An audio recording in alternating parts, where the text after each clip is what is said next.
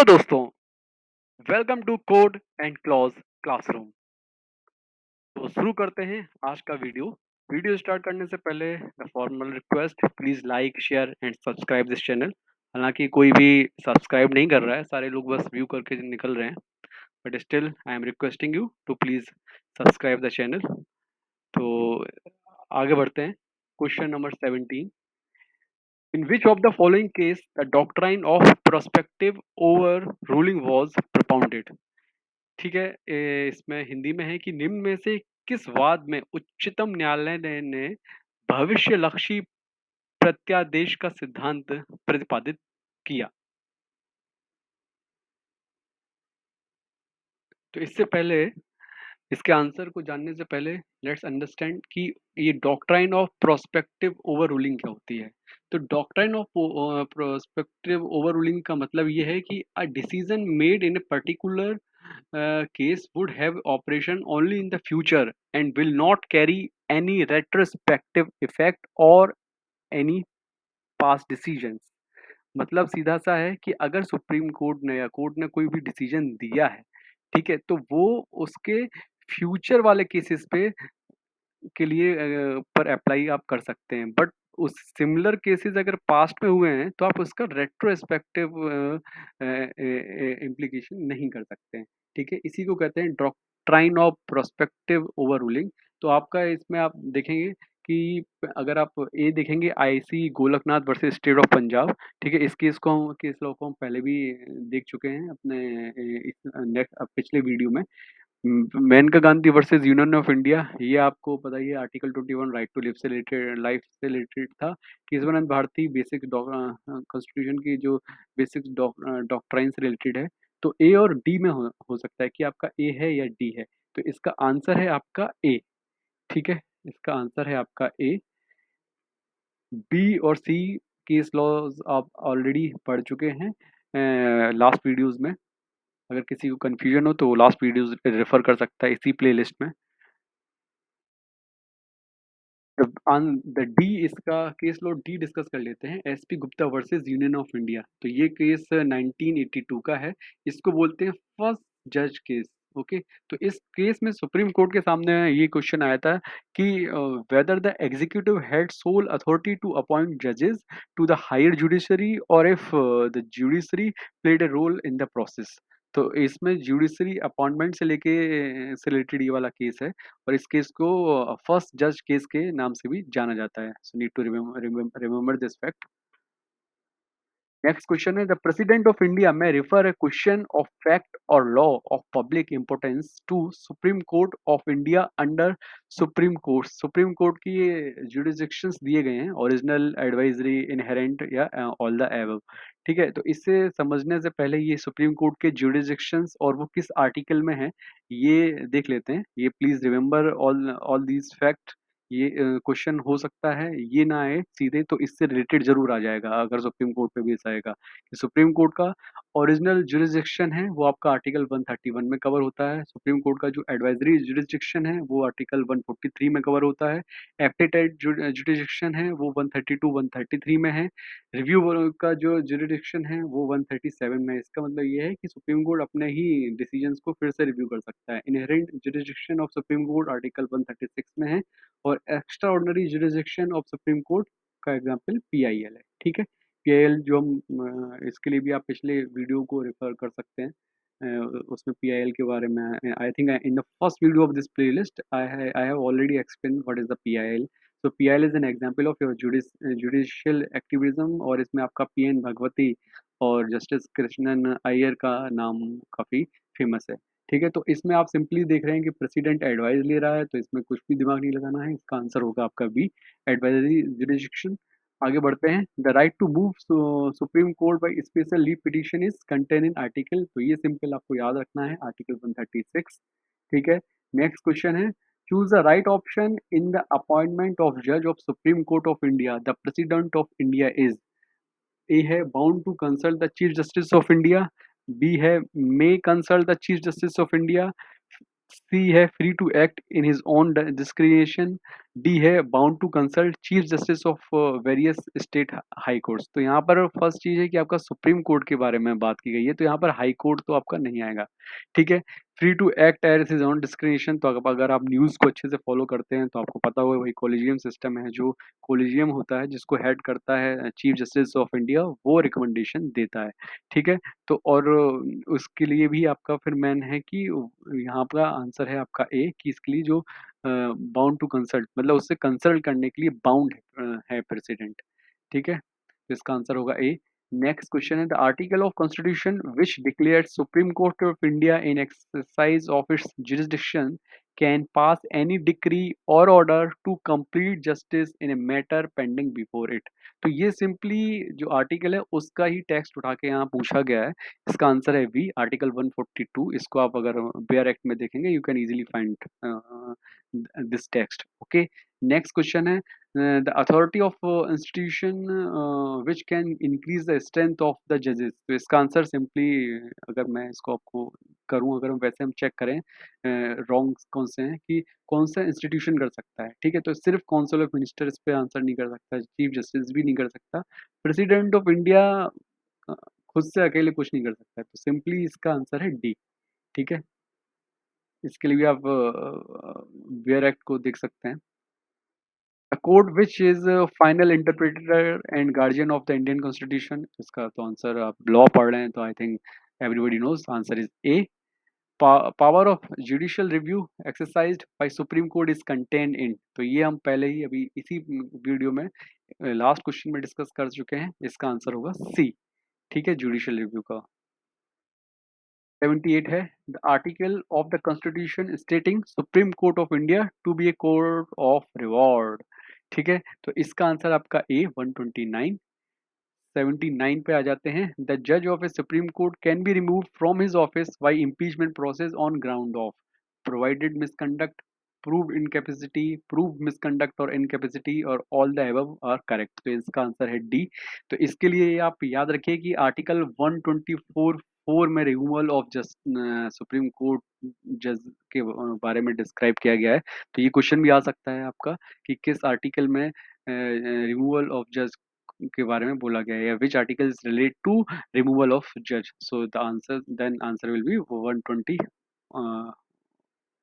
124 का 4। Okay. Next पे आते हैं द मिनिमम नंबर ऑफ जजेस required for sitting of a constitutional bench of supreme court is. तो इसका आपका आंसर है 5। ठीक है। मिनिमम है, ये मैक्सिमम नहीं है, ध्यान रखिएगा। ठीक है। अब मैक्सिमम क्या है तो ये आपको ढूंढना है, ढूंढिए और कमेंट करिए। The article of eligibility of constitution related to appointment of a Supreme Court जज। ठीक है। तो अब ये देखिए 124 के जितने भी सब सेक्शन है उनके रखा गया है, तो that means article 124 is very important. ठीक है। तो इसका करेक्ट आंसर है आपका ए। 124 है वो आपका जो एलिजिबिलिटी के बारे में बोलता है। ठीक है। इसके अलावा बाकी के भी एक्सप्लेनेशन मैंने दी है कि किससे रिलेटेड है। 124 ऑलरेडी हमने डिस्कस कर लिया है कि रिमूवल से रिलेटेड है। 124 टू आपका अपॉइंटमेंट से रिलेटेड है सुप्रीम कोर्ट के। 124 का 5 है प्रोसीजर ऑफ इन्वेस्टिगेशन, जो रिमूवल होगा आपका 124 में, उसके लिए जो प्रोसीजर होगा वो पार्लियामेंट उसके लिए प्रोसीजर ऑफ इन्वेस्टिगेशन बना सकती है। ये this is describe in this article. And 124(1) tells about the establishment and constitution of the supreme court. Supreme court क्या कैसे बनेगा, चीफ जस्टिस होगा, कितने और जजेस होंगे, इसके बारे में आर्टिकल 124(1) में बताया गया है।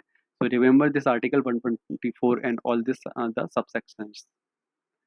नेक्स्ट है आपका the disputes arising among two और more states in India come under are. तो ये भाई सुप्रीम कोर्ट सबसे उच्चतम न्यायालय बोला जाता है ना, सबसे हाईएस्ट कोर्ट है इंडिया का। तो अगर हाईएस्ट कोर्ट है तो आपको जो स्टेट्स वगैरह के मैटर होंगे तो वो सिंपली आप कॉमन सेंस से बोल सकती है भाई वो तो ओरिजिनल जुरिस्डिक्शन होगा उसका, अगर स्टेट्स वगैरह के मैटर है।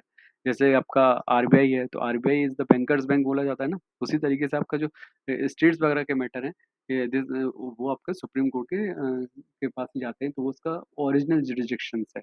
ठीक है। आंसर होगा ए। एपेलेट और ये एडवाइजरी, ये पिछले ही अभी क्वेश्चंस में हम देख चुके हैं इस कौन कौन से आर्टिकल इससे रिलेटेड है। तो प्लीज रिमेम्बर ऑल दिस।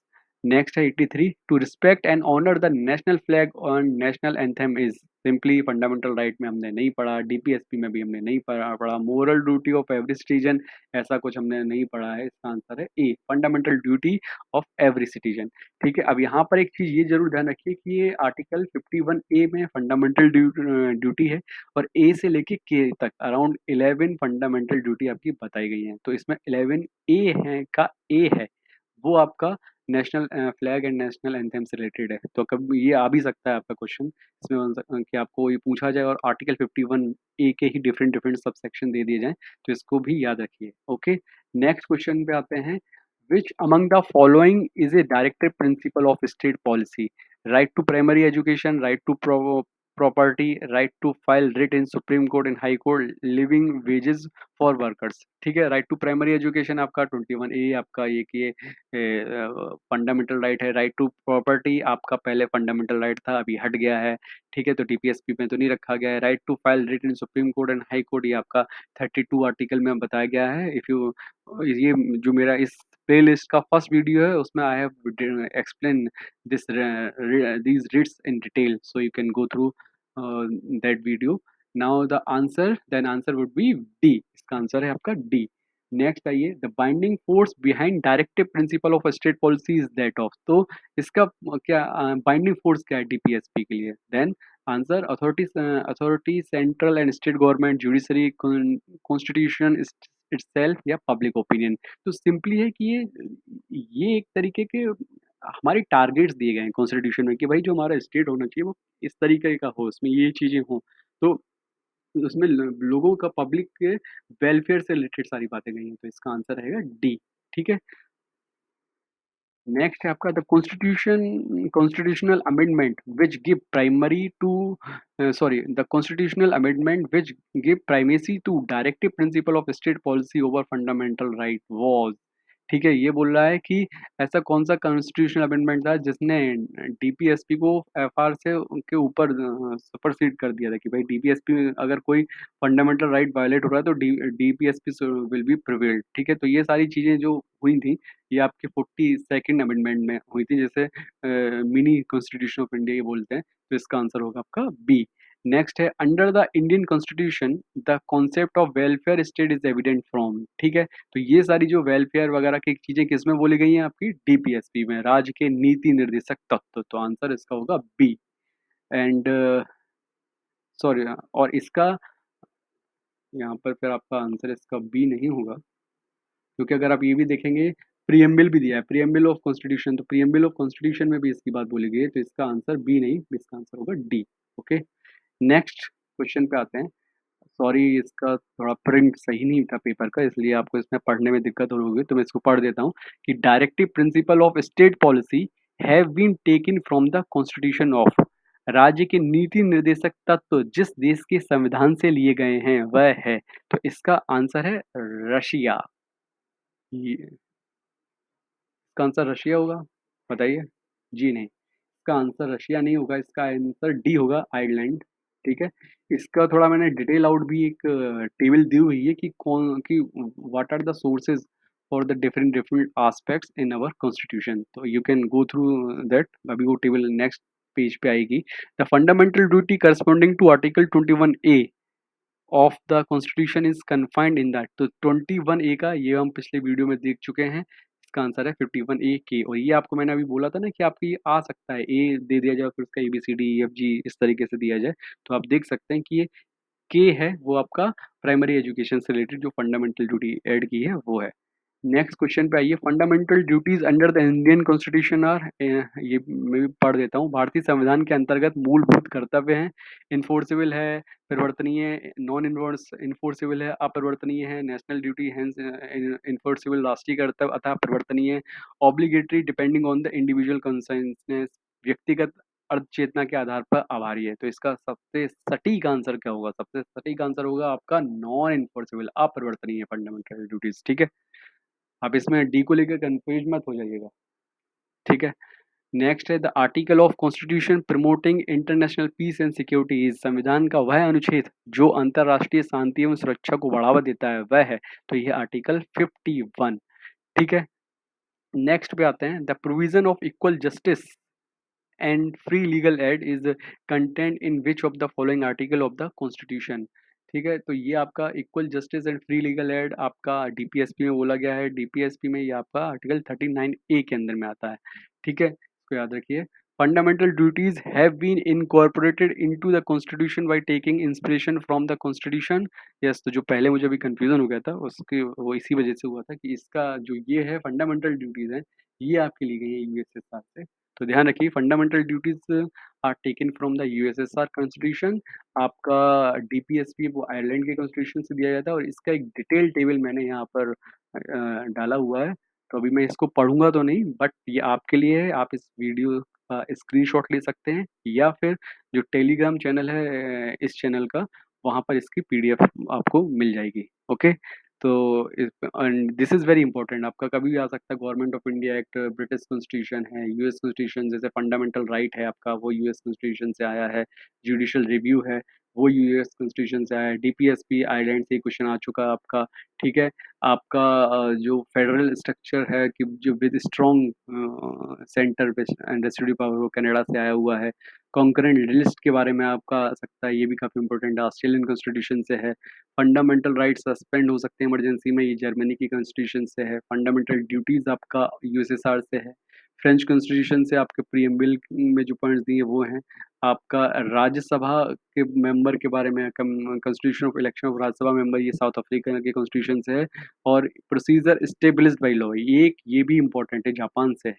क्योंकि दो कॉन्सेप्ट आते हैं, due process of law and procedure established by law. तो हमारे यहाँ process established by law follow होता है कि अगर लॉ में जो लिखा है अगर वो है तो वो ठीक मानी जाएगी। उसके अलावा आपको अगर किसी चीज़ में लॉ नहीं है तो आप और तो कोई और तो उसका कुछ वायलेशन वगैरह नहीं होता है। ठीक है, नेक्स्ट पे आ जाते हैं, 86 constitution amendment is related to declaring. ठीक है, तो ये पिछले वीडियो में हम डिस्कस कर चुके हैं।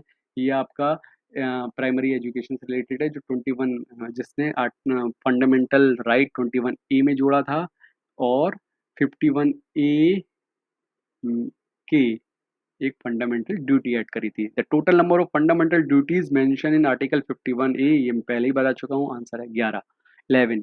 ठीक है, नेक्स्ट क्वेश्चन पे आ जाते हैं।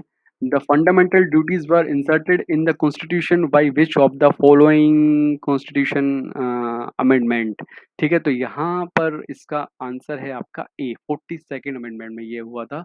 इसका एक और क्वेश्चन आ चुका है, ये किस कमेटी की रिकमेंडेशन से आई थी भाई? तो ये स्वर्ण सिंह कमेटी की रिकमेंडेशंस पे आई थी। कहाँ इसका सोर्स क्या है? फंडामेंटल ड्यूटीज का यूएसएसआर का कॉन्स्टिट्यूशन। ठीक है, fundamental duties are content in which part of the constitution? इसका आंसर होगा 4th A, under the constitution of the article which is related to uniform civil code, UCCC. आजकल ये बहुत news में है। ठीक है, तो इसको आंसर होगा आपका बी। ठीक है, दो क्वेश्चन बचे हुए हैं बस। In which of the following cases means goal relationship between fundamental rights and director principle of state policy was performed? ये काफी इंपॉर्टेंट है कि ये बताया गया कि जो गोल है वो आपका डीपीएसपी है। डीपीएसपी इज द गोल, और डीपीएसपी तक पहुंचने के लिए जो मीन्स है वो आपका एफआर है। ठीक है, तो ये आपका अब इसमें आपके इसमें सिंपली दिया हुआ है, fundamental rights cases, habeas corpus cases, उन्नीस केसेस, कुछ नहीं है। इसका आंसर है आपका ए। ठीक है, नेक्स्ट क्वेश्चन है, article 36 to 51 of the constitution are related to. इसके लिए आप मेरा फर्स्ट वीडियो इसी प्लेलिस्ट का देख सकते हैं। तो इसका आंसर है आपका डीपीएसपी। ओके, सो इसी के साथ ये आपका हाँ ये वीडियो कंक्लूड होता है। कॉन्स्टिट्यूशन लॉ 2 में इस पेपर से आपको अपने फोर्थ कमिंग पेपर में काफ़ी सारे क्वेश्चन मिल सकते हैं एज इट इज़। अगर नहीं मिलेंगे तो दूसरा आपको इस क्वेश्चन इसमें जो मैंने एरियाज कवर किए हैं, जो फैक्ट्स दिए हैं, जो स्क्रीनशॉट्स लगाए हैं, जो डिटेल आउट्स किए हैं, उसको भी आपको ध्यान रखना है। उससे भी आपका काफ़ी मैटर बन जाएगा। तीसरी चीज़ आपको ध्यान में रखनी है कि आपका जो आप कॉन्स्टिट्यूशन का आप जो टेबल ऑफ कंटेंट होता है ना, उसको एक बार ज़रूर अपने सिलेबस के हिसाब से देख लीजिएगा। That always you always get many questions related to it. Okay, so and I'm sure if you follow this video and my advice, then I'm very sure you will get more than 75, or around, you can also get the 100 out of 100 marks. So in the end, I'm again requesting you all, if you are liking this channel, this series, then please like, share and subscribe.